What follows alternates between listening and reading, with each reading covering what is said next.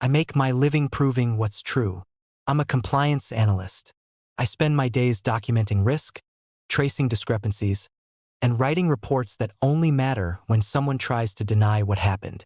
I'm good at truth because I grew up with a man who trained everyone around him to doubt it, including ourselves. At work, I don't get to rely on instinct. I have to show the controls, the approvals, the audit trail. If I accuse a process of being broken, I need evidence that can survive lawyers, regulators, and the kind of polite hostility that passes for professionalism. I built a career in that world because my first education in plausible denial happened at home. If you knew my father publicly, you'd think I'm exaggerating. He was the respectable one. He sat on the board of a local nonprofit. He wrote checks at church and never let his name be misspelled in the bulletin. He coached youth baseball and made sure the dugout was clean after games, like cleanliness was a moral position. People called him a pillar, which is a flattering word for someone who enjoys being load-bearing. In town, he was also known for helping single moms. That's how it was always phrased, like a civic duty. He'd drop off groceries, pay a utility bill, fix a broken step. The women would thank him in the grocery store, voices soft with gratitude, and he would smile like a man who didn't need credit. Then he'd say, "Just pass it on." Standing next to him, you could feel the warmth people projected onto him. It wasn't just admiration. It was relief. They wanted the world to contain men like my father. Competent, generous, calm.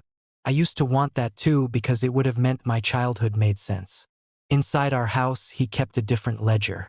He was not the type to hit walls or scream for the neighbors to hear. He didn't need volume. His control was quieter than that and more complete.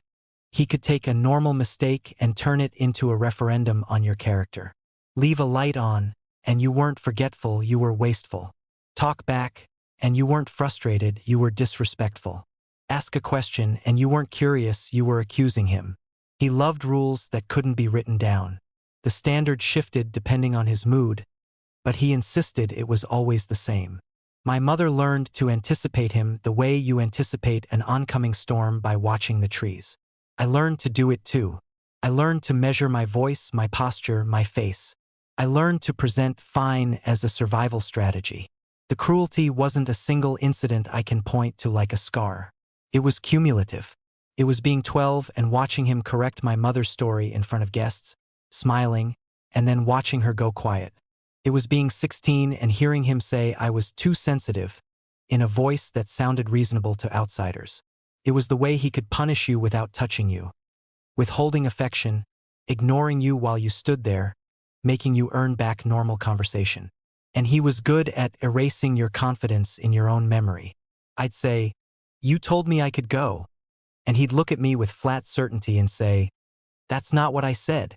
Not, "I changed my mind." Not, "I wasn't clear." Just denial delivered like a fact. If I pushed, he'd turn to my mother and say, "Listen to the way they twist things." He didn't call me a liar. He implied I was unstable. There's a difference, and it's worse. So now, as an adult, I document everything. I keep screenshots.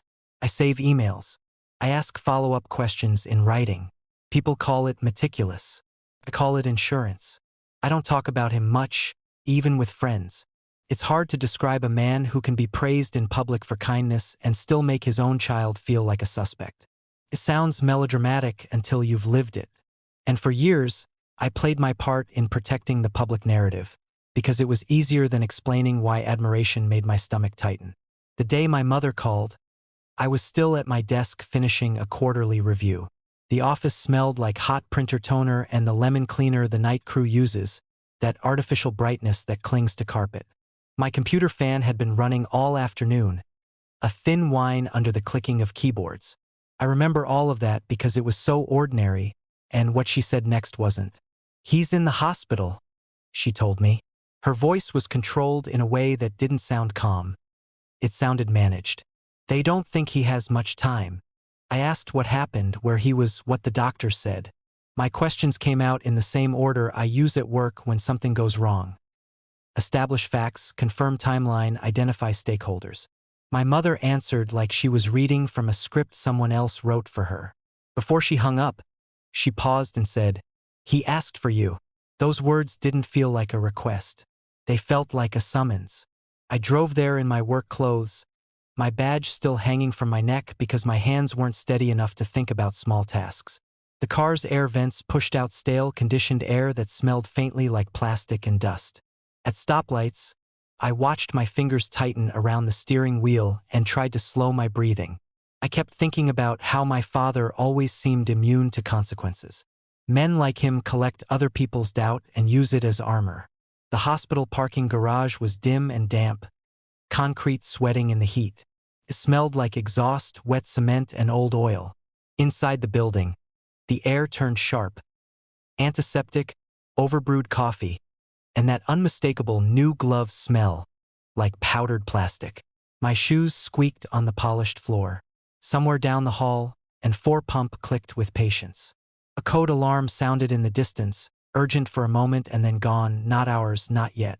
Upstairs, fluorescent lights washed the color out of everything. People's faces looked pale and unfinished, like the building had stolen their sleep. My mother stood outside his room with her purse held tight against her chest. She didn't cry. Her eyes looked fixed, as if she'd chosen a point in the middle distance and refused to move from it. And then I noticed the hallway audience. A small group of my father's people stood nearby, careful to look respectful, careful not to look curious. Men in pressed shirts, a woman with immaculate hair and sympathy, the kind that's meant to be seen. They nodded at me with that soft expression reserved for the family of a good man. One of the men leaned in and murmured, "Your dad's a fighter," as if repeating it could make it true. I nodded because that's what you do when someone offers you a line from the approved story. But I couldn't stop thinking, are they here for him, or are they here to protect the version of him they rely on? A nurse approached with a tablet and asked my name. When I said it, she repeated my last name and hesitated on the final consonant, like she was checking something against a list in her head.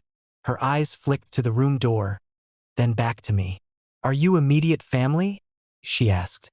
The question sounded routine, but the careful tone underneath it wasn't. "Yes," I said. "I'm his child." She nodded too quickly. "Okay, he's been asking. You can go in." The room was quiet in the way hospitals are quiet. Not peaceful, just contained. The machines filled the space with small, relentless noises. The 4-pump clicked. Oxygen hissed. The bed shifted with a thin rustle when he moved. My father lay under a blanket folded with institutional precision, the edges squared like someone had tried to give his body order. Under the fluorescent lights, his skin looked gray at the temples. His mouth held the same tight line I remembered from every time he'd decided I was a disappointment. He turned his head as I stepped closer, and his eyes locked on mine with that familiar assessing focus, like he was searching for weakness he could use. I waited for something that sounded human. An apology? A thank you? Anything that would let me walk out of the room and tell myself his public mask had finally become real. Instead, he lifted his hand. I took it because refusing would have been a statement, and I wasn't ready to make statements in front of a dying man. His skin was dry and hot. His grip should have been weak. But his fingers closed around my wrist with sudden strength. Not comforting, not tender. Possessive. A last reflex of control. His breath rasped, paper on paper. He swallowed once, eyes never leaving my face. "Listen," he said, and even now it sounded like an order. I leaned in, beneath the hospital's antiseptic. I caught his old cologne, sharp and familiar. The scent he wore to church and funerals and banquet halls where people shook his hand and told him he was admirable. His lips barely moved. "You have brothers," he whispered. He paused like he was weighing whether to risk more. "And sisters." For a second, my mind rejected it like a number that doesn't fit a balance sheet. Not because I didn't hear him, because I did. I waited for an explanation. His eyes flicked toward the hallway, toward the people guarding his reputation, and his jaw tightened. The grip on my wrist loosened, not from weakness but from decision. He dropped the file on my desk and was already trying to close the case. I stood there feeling my own pulse under his fingertips, listening to the 4-pump keep time, and realized the truth I make a living proving was about to become personal in a way I couldn't control. The confession. A single sentence that changes the math. After he said it, the room seemed to shrink around the bed, like the air itself had decided to take sides. Brothers, sisters, plural, delivered in that clipped tone he used when he wanted to end a discussion before it started. I didn't sit right away. I stayed standing next to him, still feeling the imprint of his fingers around my wrist. His hand had gone slack again, but not in a peaceful way. More like a man letting go of a tool after he's used it. "What are you talking about?" I asked. His eyes moved, not to my face, but past me, toward the door. The hallway, the audience.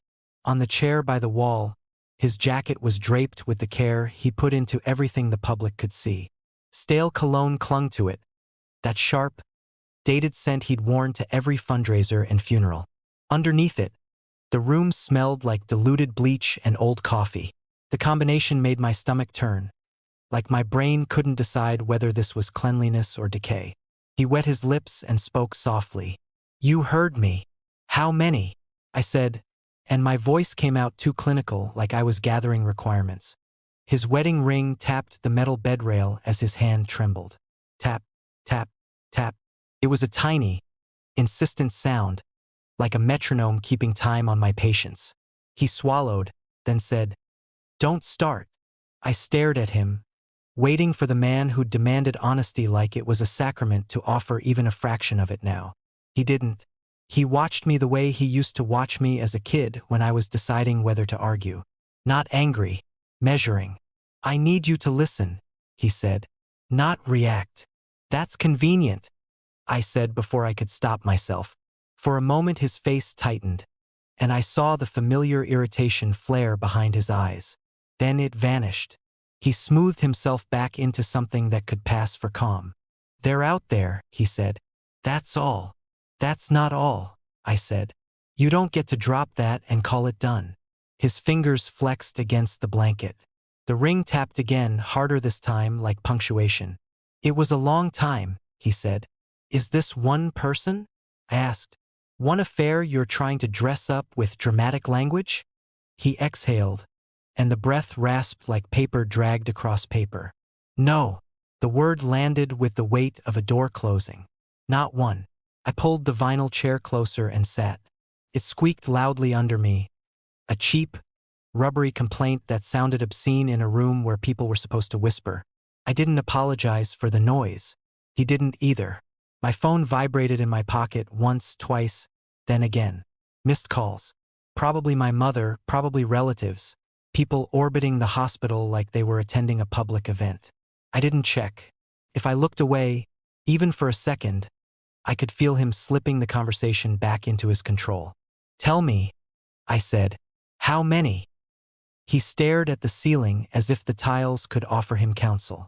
When he spoke again, his voice had that practiced steadiness he used when he wanted to sound reasonable. Like a man being forced to clarify something minor. "There are more than a dozen," he said. He paused, then added, "It wasn't just once." I didn't answer right away because I couldn't. My mind tried to make numbers out of it, tried to find a shape it could tolerate, and failed. More than a dozen. That wasn't a mistake. That was a system. My throat tightened, and anger rose fast enough to be nauseating. Under it was something else, heavier and humiliating. Grief. Not for the man in the bed, not exactly, but for the story of my life that had always included him as a fixed point. Even when he was cruel, he'd been predictable. This was something different. This was him being a stranger in a way that had always been possible, and I'd refused to look at. "You had a whole other life," I said. He closed his eyes, then opened them slowly. "Don't dramatize it." That's what he did, always. Take the wound and criticize the way you noticed it. I leaned forward. "Were you going to tell Mom?" The muscles in his jaw worked. "No." "Did she know?" I asked. He didn't answer. His eyes slid away again, toward the door, and I understood something I didn't want to understand. The version of my father that existed in public wasn't just an image. It was a defended asset. He'd protected it the way he protected money, status, and access. With planning. A nurse came in to adjust his foreline. The moment she stepped into the room, my father's face softened. It was subtle, but it was there, the switch flipping into his good man expression. His voice warmed. "Thank you," he told her, as if gratitude came naturally to him and not as a performance he'd perfected. She smiled, checking the monitor. "How are we doing, Mr. Harris?" He gave a small, humble shrug. "Hanging in there." I watched the interaction like I was watching two different men share the same mouth. When she turned to leave, she glanced at me and said, "If you need anything, family can ask at the desk." Family. The word felt suddenly technical, like a definition about to be tested. When the door closed, the warmth drained from my father's face. He looked at me again and the calculation returned. "You're not going to tell your mother," he said. I laughed once, short and sharp. "You don't get to order me around from a hospital bed." His eyes narrowed. "I'm not ordering you. I'm protecting her." "You're protecting yourself," I said.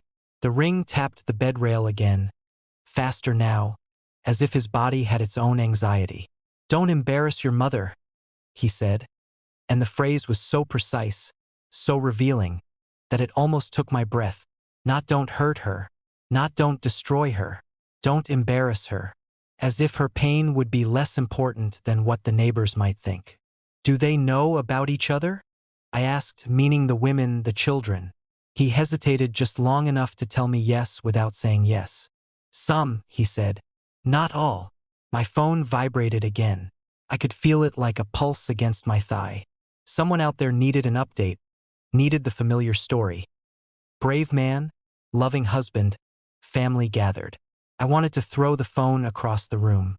"You need to understand something," he said. "They won't come for you if you don't go looking."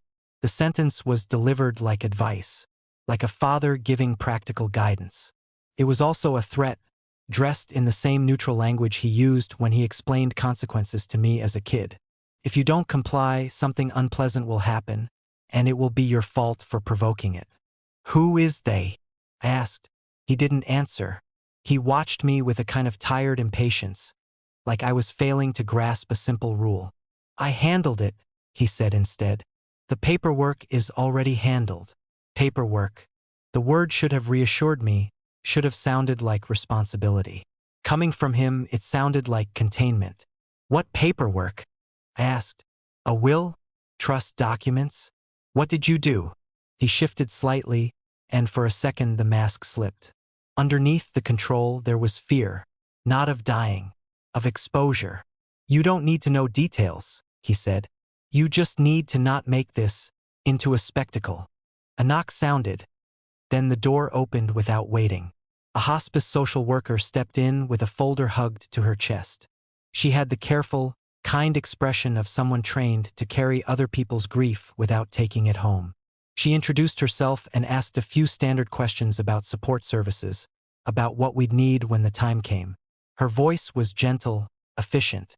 Then she looked at the paperwork in her folder and said, "Do you have other family contacts we should list? Anyone else who needs to be notified?" The room held its breath. Even the machines seemed louder. Click, hiss, tap. My father's gaze snapped to hers.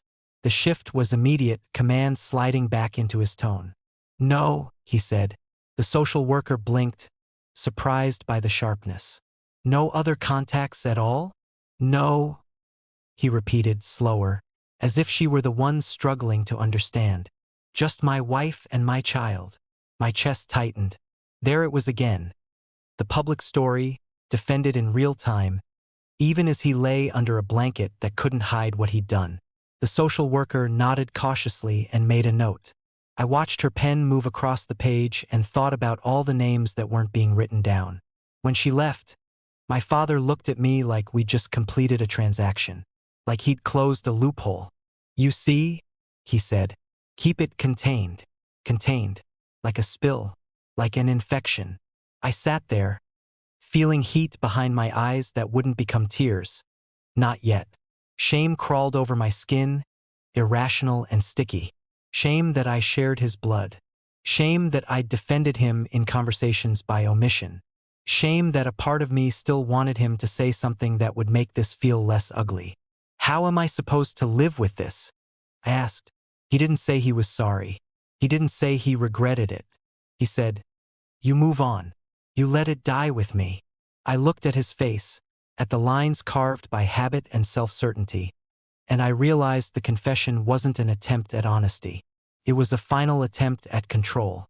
He'd handed me a bomb and told me to hold it carefully so it only destroyed what he wanted it to destroy. My phone vibrated again, and this time I pulled it out and saw my mother's name. I didn't answer. I couldn't speak to her while his words were still in the air, while more than a dozen invisible lives pressed against my silence.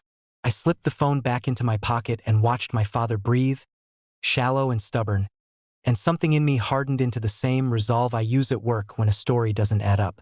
If he'd built his life on secrecy and paperwork, then the only way to survive what he'd just dropped in my hands was to verify the truth the way I always do, by finding a record he couldn't rewrite.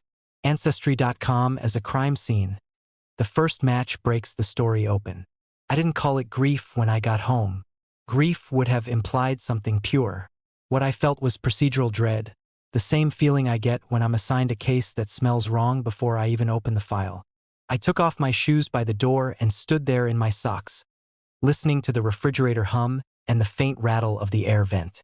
The house smelled like whatever detergent we'd used last weekend and the onions from dinner I'd been too distracted to eat. Normal life insisting on itself. My mother called again. I let it ring until it stopped. I told myself I was protecting her until I could confirm what he'd said. The honest reason was uglier.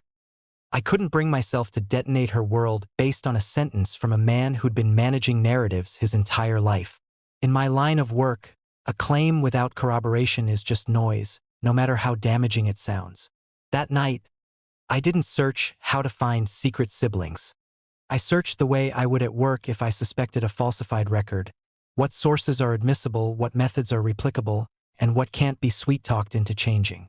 I read about consumer DNA testing with the kind of suspicion people reserve for contracts. I wanted something measurable, something that didn't care how beloved my father had been at church. I created an account on Ancestry the next day during my lunch break. The office around me smelled like burnt coffee and warmed plastic from the communal microwave. My coworkers were laughing about someone's birthday plans. I kept my face neutral, typed in my email, and picked a password that felt absurdly serious, like I was locking a door inside my own head. The kit arrived in a small box that looked like it contained vitamins. It was light in my hands, almost insulting in its simplicity. Inside was a plastic tube, a funnel, a barcode label, and a set of instructions written in the cheerful tone companies use when they're selling people the idea of themselves. I set it on my kitchen counter and stared at it for a long time. The counter was cool beneath my palms. The room smelled faintly of dish soap and the lemon cleaner my spouse likes. I didn't tell my spouse what it was at first, not because I didn't trust them, but because saying it out loud would make it real. My dad might have more than a dozen other children.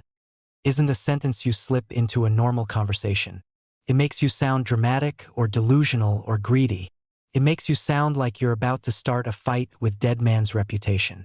When I finally opened the tube, I became painfully aware of my own body in a way I hadn't been since I was a teenager. Saliva shouldn't feel like evidence, but it did. I followed the steps exactly. No eating, no drinking, no gum. I washed my hands, dried them on a towel that smelled like fabric softener, and applied the barcode like I was sealing a specimen bag. I even took a photo of the label before I closed the cap, a reflex from years of documenting things people later claim never existed. The act itself was unglamorous. Just spit, air bubbles, and time. My mouth went dry from concentrating, and the tube filled slowly. When I finally snapped the cap shut, the little click sounded too final, like a latch on a door I couldn't reopen. At the post office, the line moved with the bored rhythm of everyday errands. A toddler cried. Someone argued about a misdelivered package. I handed the kit across the counter and watched the clerk drop it into a bin without looking at it. The bin swallowed it like it was nothing. I stood there for a second, watching my own hand withdraw, thinking about how many lives get altered by something that looks ordinary. Then came the waiting, which was its own kind of punishment. My father's sentence kept replaying in my mind, but it didn't play like a confession. played like an instruction. Don't go looking. If you don't go looking, they won't come for you. Who was they? Women? Children? Lawyers? People with paper in their hands? In the meantime, the public story continued. Family members texted about prayer circles and meal trains. People posted photos of my father smiling at charity dinners, his arm around a mayor, his face lit with that practiced warmth. I watched the comments stack up under those photos. What a man! Always helping others. Integrity. I could almost hear his voice correcting my posture, telling me to stand straight for the cameras. Weeks later, I got the email that my results were ready. I was at my dining table with my laptop open and a mug of coffee that had already gone cold. The coffee smelled flat, and when I took a sip it tasted metallic, like my body was already flooding itself with adrenaline. The laptop fan spooled up with a thin, anxious whir as if it knew what I was about to ask it to do. I logged in. My cursor hovered over the results page. I sat very still, the way you sit when you're bracing for impact but you refuse to admit it. The page loaded with bright colors that felt inappropriate, like a party banner hung in a courtroom. Then the match list populated. Ancestry doesn't present it as a verdict. It gives you ranges and probabilities and percentages. It gives you centimorgans, the unit that measures shared DNA segments. I'd read enough to know the broad categories. A few dozen centimorgans could be a distant cousin. A few hundred might mean first cousin. Over 1,000 isn't a casual connection. The top match sat there with a number that made my mouth go dry, roughly in the range consistent with a half-sibling. Around 25% shared DNA. The kind of match you don't accidentally collect through family folklore. The name was unfamiliar. The profile photo was a smiling adult in their 30s, standing outdoors, sunlight on their hair. But the eyes punched through the screen with a familiarity that felt like theft. The shape of the brow. The slight heaviness of the upper lid. My father's face had always been a fixed point in my memory. Seeing it echoed in a stranger was like watching a watermark appear on a document you thought was clean. I clicked View Relationship. The click was loud in my quiet house. A small hard sound that seemed to say, "You chose this." The site offered a neat little box explaining what close family could mean. Parent, child, full sibling, half-sibling. I read it twice even though the numbers had already spoken. My throat ached. My tongue felt too big for my mouth. Then I scrolled. There was another close match. Different name, different state, similar shared DNA. Another face with a grin that looked like it could have come from one of my childhood photos if you changed the background. Then another. It wasn't just one person. It wasn't a single secret with a human shape. It was a cluster, a pattern, the kind of repeated anomaly that makes you stop blaming coincidence and start looking for intent. I stared at the color-coded bars and percentages, watching them line up like a row of sealed envelopes. Some profiles had family trees attached. Others were marked private, which hit me harder than I expected. Private could mean cautious, could mean ashamed, could mean instructed. It could mean someone had already learned the price of being visible. I clicked into the details and saw geographic overlap that made my stomach drop. Several of the closest matches lived in places my father used to mention casually. Conference towns, client visits, overnight jobs. The long drives he treated like proof of his work ethic. I remembered him coming home smelling like hotel soap and road coffee, tossing his keys on the counter, hugging my mother like he'd earned forgiveness simply by returning. My phone buzzed on the table. A text from a relative asking how my mom was holding up. I didn't answer. My hands were trembling too much to type without making mistakes. A notification popped up on the site, bright and perky. A message. The little ping sound was absurdly cheerful, like an app congratulating me for winning something. I clicked it, and the words on the screen rearranged my breathing. "I think we have the same father." That was it. No greeting, no softening. Just a sentence blunt as a lab result. I stared at it until my eyes watered. Not because I was crying, but because I wasn't blinking. My coffee sat untouched, cold and bitter. The laptop fan kept whining. My mouth felt like paper. What did they know that I didn't? Had my father visited them? promised something, paid something, warned them away from us the way he'd warned me away from them? I scrolled again, counting matches that looked too close to ignore. Every new bar, every percentage, felt like another crack spreading through the glass of my family story. The compulsion wasn't curiosity. It was survival. Once you see the first breach, you have to map the whole structure, because not knowing becomes its own danger. I didn't close the laptop. I opened a spreadsheet instead, the same way I do when a case starts to grow teeth. Names, shared DNA, locations, notes, timestamps. I began building a record my father couldn't talk his way out of. And as the list kept populating, I realized I wasn't looking at a scandal. I was looking at an architecture, the silent operator phase, turning grief into a file folder. Once I saw the cluster of close matches, I stopped thinking like a child who had been lied to and started thinking like someone building a file for an auditor. Emotion was a luxury. If I let myself feel the full betrayal, I would do something impulsive. Call my mother, call the funeral home, call one of those respected men in the hallway and ask them what they knew. That would turn me into the problem. So I did what I always do when a story does not add up. I documented. I created a separate email address that did not include my name. I turned on two-factor authentication. I exported every DNA match page I could as a PDF and saved the files with timestamps. I took screenshots that captured the web address, the match name, the shared centimorgan count, and the estimated relationship range. Centimorgans are not romance. They are a measurement, a repeatable unit, and I clung to that. The site could change its layout tomorrow, but a saved record would not. I downloaded the raw DNA data and stored it in an encrypted folder on a drive I kept in my desk drawer at home. Chain of custody was not just a legal phrase. It was a way to keep myself from being gaslit later. At night, I sat at the dining table with my laptop open and my spreadsheet growing wider. The laptop fan whined, then steadied. I would sip coffee until it went cold, until the bitterness turned metallic on my tongue, and I would keep going anyway. Each match got a line: profile name, age range, location, shared DNA percentage, centimorgans, tree status, and any notes from messages. I logged every ping, every new match, every change. It felt obsessive, but it was the only way to keep the truth from becoming a blur. I also wrote down what I was not doing. No social media posts, no hints to family, no vague comments about secrets. In compliance, we call it reputational risk. In my life, it was my mother's face in church, the way she would keep smiling even while something inside her cracked.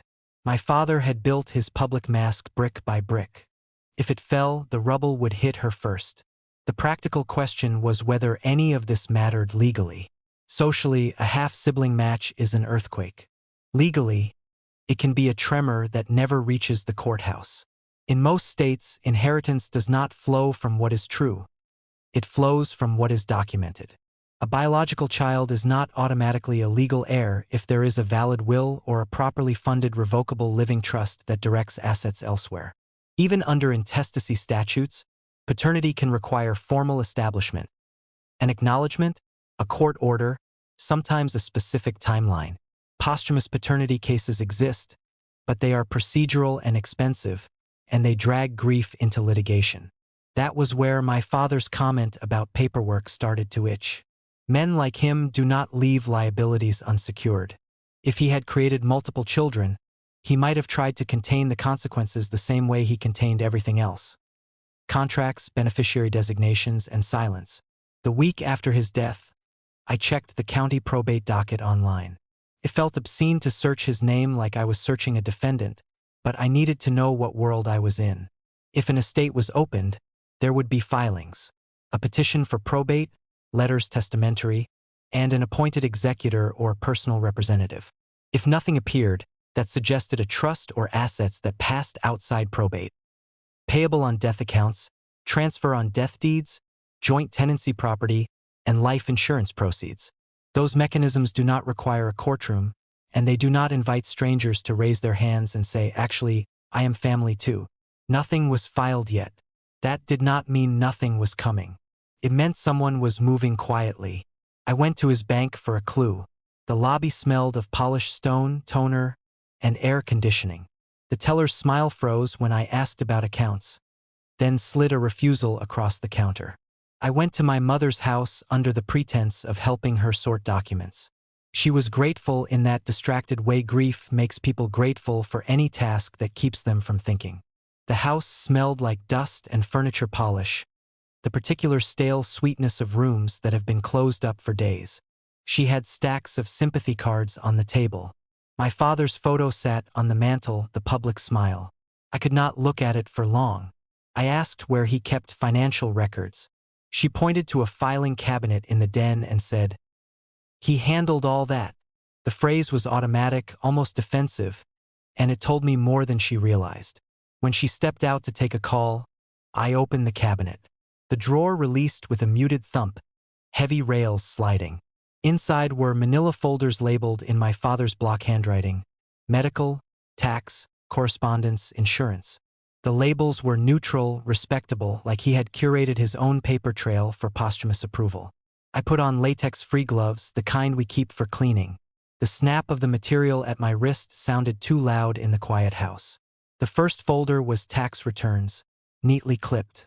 The typography was sterile and confident, the language of forms that assume honesty. Wage statements, contractor statements, mortgage interest statements, donations. Those donations were always highlighted, always saved, proof of virtue. Then I found a folder with an attorney's letterhead. The name on the top was familiar from my childhood, a local firm my father used for business. Inside were copies of notarized documents, the imprint of the notary stamp pressed into the paper like a bruise you could feel with your fingertip. The pages referenced a trust, but the schedule of assets was not included. It was just enough to confirm structure, not enough to reveal contents. That was my father, show the frame, hide the rooms. In another folder, among canceled checks and bank notices, I found a copy of a cashier's check. It was stapled to a bank receipt, as if someone had wanted a record without leaving a personal check trail. The payee was a woman's name I did not recognize. The memo line was blank. The amount was significant, the kind of number that does not belong to casual generosity. I wrote the name down and photographed the document, making sure the date and check number were visible. My hands were steady. My stomach was not. I started looking at patterns the way a forensic accountant would. Not because I am one, but because I know how systems leak. Cash withdrawals in regular intervals. Tuition payments that did not match any school I attended. Consulting expenses that recurred with no corresponding contract. Payments to a post office box. If my father had supported other children, the money had to travel somewhere, and money is less sentimental than people. It leaves tracks. I also flagged what I could not access without permission. If the accounts were solely in his name, the bank would not talk to me. If my mother was the successor trustee, the trust might be in her control, and she might not even know what she controlled. If there were life insurance policies with non-family beneficiaries, they would bypass the estate entirely, paid out quietly to whoever was listed on the designation form. A piece of paper signed years ago could still be moving money today. I hated the part of my brain that immediately thought about beneficiaries, because it made me sound like the villain in my own story. But I was not chasing money. I was chasing the shape of the lie. The money was just the fastest way to map it. In the evenings, I read about non-disclosure agreements and settlement agreements. People imagine non-disclosure agreements as celebrity tools, but they are common in private disputes, especially when someone with resources wants a situation to stay inconveniently invisible. Sometimes they are not even formal agreements. Sometimes they are support arrangements with confidentiality language. Sometimes they are nothing but consistent payments and a warning. Do not call, do not come around, do not tell anyone who the father is. My father had always framed his generosity as character. Now I had to consider that it might have been compliance. Helping single mothers could have been a sanitized explanation for obligations he did not want attached to his name. In public, he was a benefactor. In private, he might have been paying to keep a door closed. Meanwhile, the DNA list kept expanding. Some matches had trees marked private, no surnames, no locations, just blank silhouettes. Others had sparse profiles that felt deliberately vague. A few had photos that made my chest tighten. Familiar cheekbones. The same crooked smile that runs in my family like a signature. One profile listed a birth year that overlapped with a family vacation I still remember vividly. I was 10. We drove to the coast, and my father disappeared for half a day, claiming a client emergency. My mother had acted irritated but not surprised. Back then, I had believed him because belief was easier than suspicion. Now, looking at that birth year and that location, I could not stop seeing him in a hotel room, phone off, living another version of himself. 22 close matches sat on my spreadsheet by the end of the week, but I knew the number was a ceiling made of chance. Not everyone tests.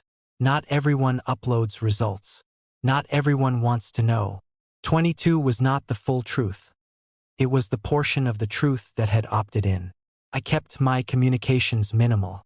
When matches messaged me, I did not respond immediately. I drafted replies in a separate document, reread them like they were sworn statements, and stripped out anything that sounded accusatory. Defamation is not just a word lawyers throw around. It is a weapon people use when they want you to shut up. If this ever became public, my father's friends would paint me as unstable, vindictive, greedy. I could already hear it. They are grieving, they are confused, they are imagining things. That was why I needed records, not emotions. Still, the biggest risk was not legal. It was human. My mother did not deserve to be blindsided at a funeral by a stranger with my father's eyes. My spouse did not deserve to watch me spiral alone. And those people on the screen were not anomalies anymore. They were my siblings, even if my father had tried to keep the word from ever attaching to them. I stared at the message that had started it. I think we have the same father. My cursor hovered over the reply box. The room was silent except for my scanner feeding copies of documents I had brought home. The rhythmic chug and pause as each page passed under the glass. When the scanner finished, it beeped softly, too cheerful for what it was capturing. I filed the PDFs into folders labeled neutrally, the way my father would have: correspondence, banking, legal. Then I opened the draft reply again and realized the investigation phase was ending. I had enough to know the truth existed. The next step was letting it speak back. And that meant choosing which stranger to become family with first. Controlled contact, when the matches become people with voices. I chose the first person the way I choose a vendor to audit.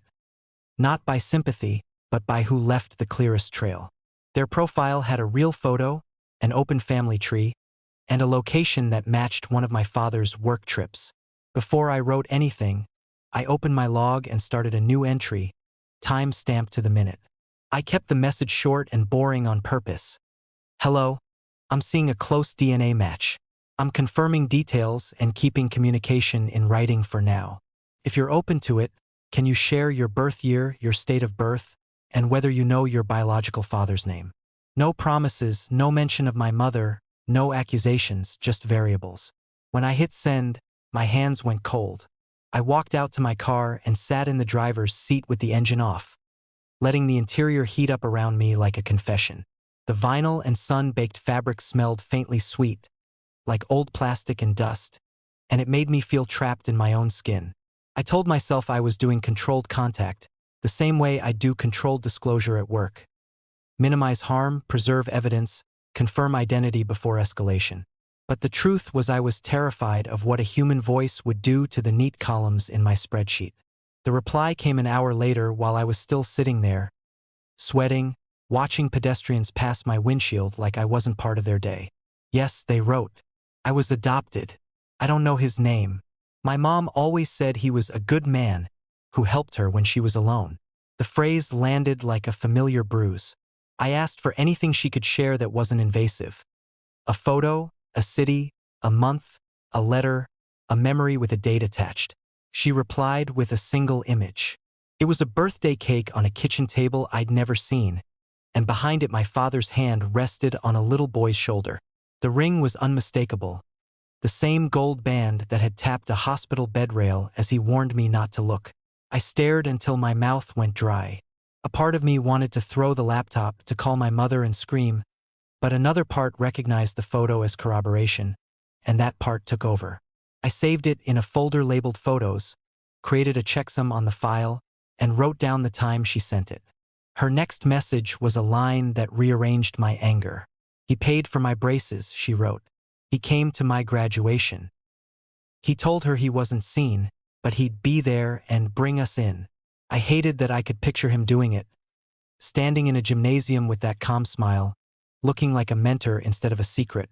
The second sibling I contacted had the opposite story, and it came with the smell of rain. I was parked outside my house again, asphalt darkening under a drizzle, when my phone finally rang. I broke my own rule and answered because the number matched the profile. There was a long silence before anyone spoke, so long I could hear the tick of the clock in my dashboard and my own breathing. Then a shaky inhale on speakerphone, and a woman's voice said, "Are you really his kid?" I told her my name and kept my tone neutral, like I was confirming an account number. She laughed once, bitter, and said her mother used to call my father the pastor, even though he wasn't ordained. Apparently he prayed with her before he disappeared. "He didn't just leave," she said. "He came back years later and told her mother to sign something if she wanted help." Sign what? She didn't know, only that her mother called it the paper and never kept a copy. The way she said it made me think NDA, release, maybe even a custody agreement crafted to keep my father's name off anything searchable. I asked if there had ever been a child support case number, a court filing, any official letterhead. She said no, only cash, always delivered by someone else.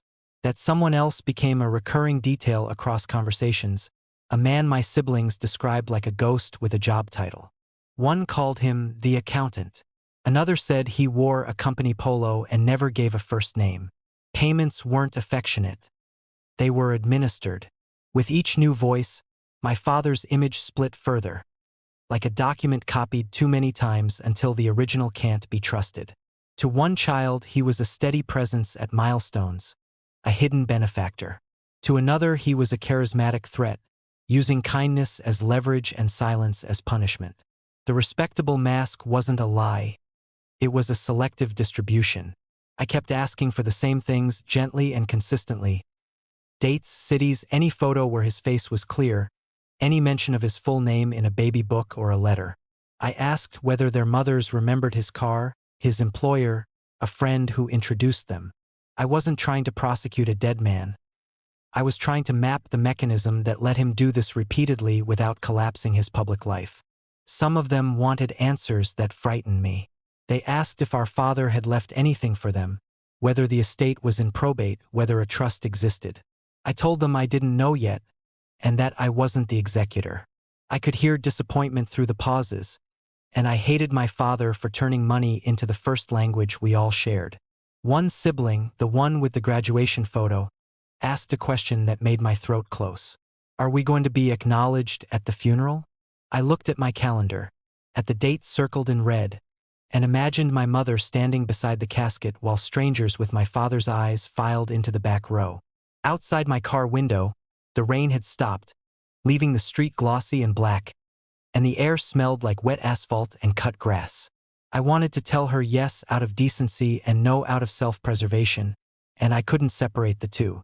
I told her the truth I could safely give. "I haven't decided. I need time.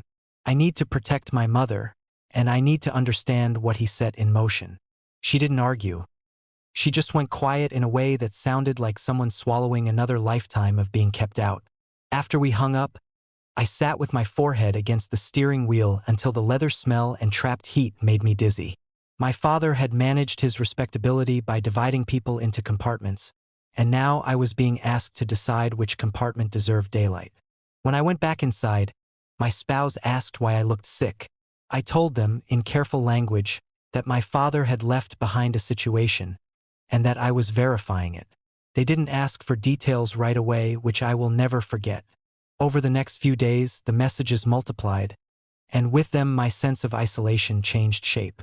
I wasn't alone anymore, but I was surrounded by people who had been injured by the same man in different ways. Each conversation ended the same way, with me asking for patience and with them asking, implicitly or directly, whether I was going to keep protecting his mask. The funeral date got closer, and the practical questions became sharper. Who was the executor? Where were the trust documents? Had anyone mentioned other children to the attorney? I didn't have those answers yet, but I could feel the pressure building, not just from my siblings, but from the respectable people in the hallway who would do anything to keep the story tidy. The night before I was supposed to meet my mother to choose a casket and finalize the obituary, a new match appeared with a name I recognized from that cashier's check. My chest tightened, and I understood that the next phase wouldn't be private messages and spreadsheets. It would be a public room, a public death, and a decision about who gets counted as family when everyone is watching. I closed the laptop and listened to the house settle, the refrigerator cycling on, the faint tick of the wall clock in the kitchen. Tomorrow I'd stand beside my mother while strangers stayed invisible. Or I'd open the door and let the truth walk in wearing my father's face. Either way, the funeral would not stay quiet. The reckoning, funeral optics, inheritance gravity, and the question that splits readers. The morning of the funeral, the cemetery parking lot filled with the soft slam of car doors, one after another, like people closing themselves into their public faces. The air smelled of damp soil and cut grass. Someone had set out lilies near the chapel entrance, too sweet for a day that was supposed to be clean and solemn. Men in suits walked past me trailing aftershave, sharp and expensive, the same scent my father used to wear when he wanted to be seen as reliable. My mother arrived with my arm under hers. Her hand was cold through her sleeve. In the other hand she held a tissue already twisted into a rope, the paper tearing and reforming as her fingers worked it. She kept her chin up. Her mouth held the practice line she used at church when people asked how she was doing, and she answered, "Doing as well as I can." I could feel the question behind every greeting. How long can she hold it together? Inside, the chapel air was heavy with old hymnals and perfumed coats. The pew cushions squeaked when people sat, a rubbery protest that made me think of that hospital chair. Programs were stacked in neat piles at the door, the clean geometry of folded paper with my father's photo centered like a stamp of approval. Name, birth date, death date, loving husband, devoted father, community servant. Each phrase felt like a sentence he had drafted himself. I took a program and ran my thumb over the crease. The paper was thick, expensive, chosen to signal respect. I wondered if any of the people holding them knew they were also holding an omission. The front row was reserved for family. It was a small word for what my father had done to it. My mother sat beside the casket, shoulders squared, while relatives leaned in to touch her arm and whisper comfort. I stood slightly behind her, not because I wanted distance, but because I needed to see the room. In my pocket, my phone vibrated with messages I did not open. 22 names lived in my spreadsheet, and at least 6 of them had asked, directly or indirectly, whether they were supposed to show up. The minister stepped to the lectern and tapped the microphone. A faint feedback squeal cut across the room, and several people laughed softly, relieved to react to something harmless. The minister smiled and said a few warm words about my father's generosity, his steady presence, his integrity. Integrity. The words settled on my shoulders like a weight I was expected to carry. Then the eulogies began. A colleague talked about my father as a mentor, a man who took young employees under his wing and taught them how to be responsible. A church friend called him a pillar, the kind of man you could call at midnight and he would show up with a toolbox and a calm voice. People nodded. People dabbed their eyes. They described the public mask with such certainty that I felt briefly disoriented, like I was the one with the distorted memory. My father's cruelty was never loud enough for a room like this. It was designed to stay private, to be deniable, to be described later as miscommunication. He had built his life so that even his death would be framed as a lesson. And I was watching it happen in real time. In the hallway afterward, the attorney appeared. He was older, silver hair, a suit that fit perfectly, the kind of professional who never rushes because rushing implies losing control. He shook my mother's hand with practiced sympathy and pressed a white envelope into her palm. It was thick enough to hold more than condolences. My mother's fingers tightened around it like it might bite. He looked at me and said, "We will be in touch about the administration." Administration, a neutral word for the process of turning a person into assets and obligations. After the service, while people lined up to offer condolences, I pulled the attorney aside near the coat rack.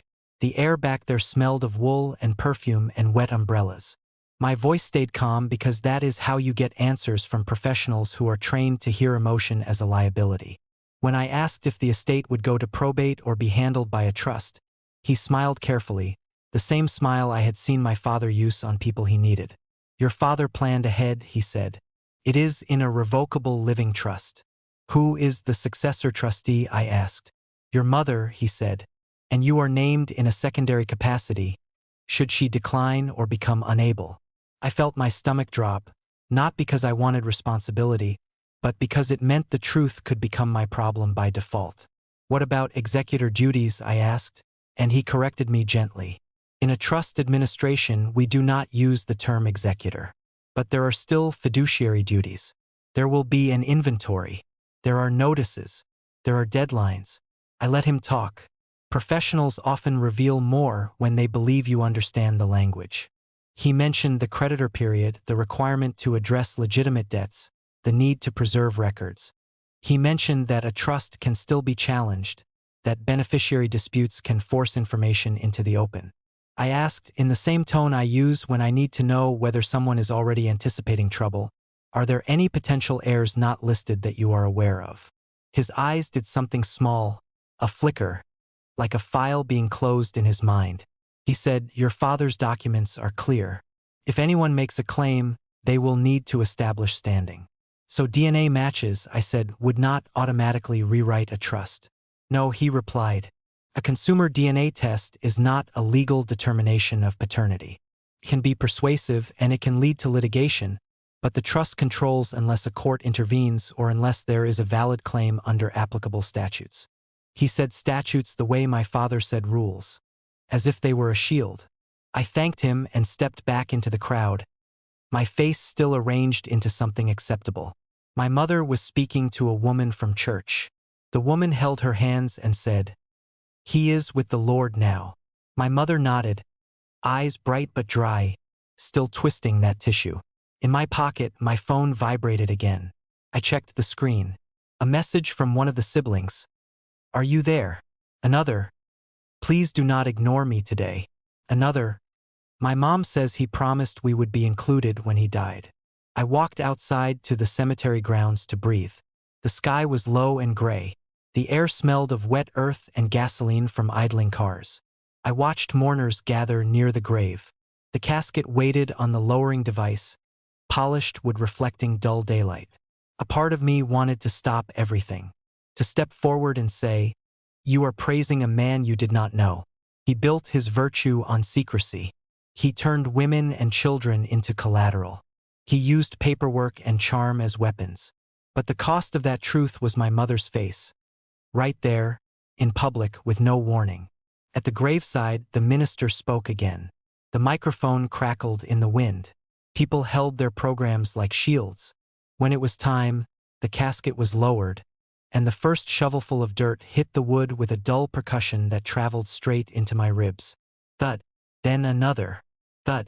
Final sounds, mechanical and human at once. My mother swayed slightly, and I tightened my grip on her elbow. She did not look at the hole. She looked forward, as if staring at the horizon could keep her from seeing the drop. On the drive home, she said quietly he wanted a simple service. He hated drama. She sounded almost proud, as if honoring that preference was proof of love. I kept my eyes on the road and thought about the word drama, how he used it to dismiss any reaction that threatened his control. I thought about my spreadsheet. I thought about private trees marked private, about money that might have moved through someone else, about women who might have signed something and never received a copy. That night, my mother sat at her kitchen table with the envelope from the attorney. She did not open it right away. She ran her finger along the sealed flap like she could feel the future through paper. The room smelled faintly of dust and the casserole someone had dropped off. Her hands were still, finally, because she had nothing left to twist. I stood in the doorway, holding two truths that could not coexist peacefully. My mother deserved dignity, and my siblings deserved acknowledgement. Legally, the trust might be airtight. Ethically, it already felt contaminated. This is the moment I need you to weigh in because I still do not know what the right kind of harm looks like. If you were me, would you tell my mother about the 22 half-siblings now, before probate timelines close and rumors do it for me, or would you protect her peace and let these people stay strangers with my father's last cruelty still intact? And if one of them contests the estate, is that justice, or just another way my father turns all of us into enemies? I did not sleep. I kept thinking about what the attorney had not said, and what his flicker had meant. I kept thinking about the women's names I did not recognize, and about the intermediary who delivered cash like a courier of silence. The next morning, my mother finally opened the envelope. She read without expression, then folded the papers back into a perfect stack. She looked up at me and asked, "Is there anything you are not telling me?"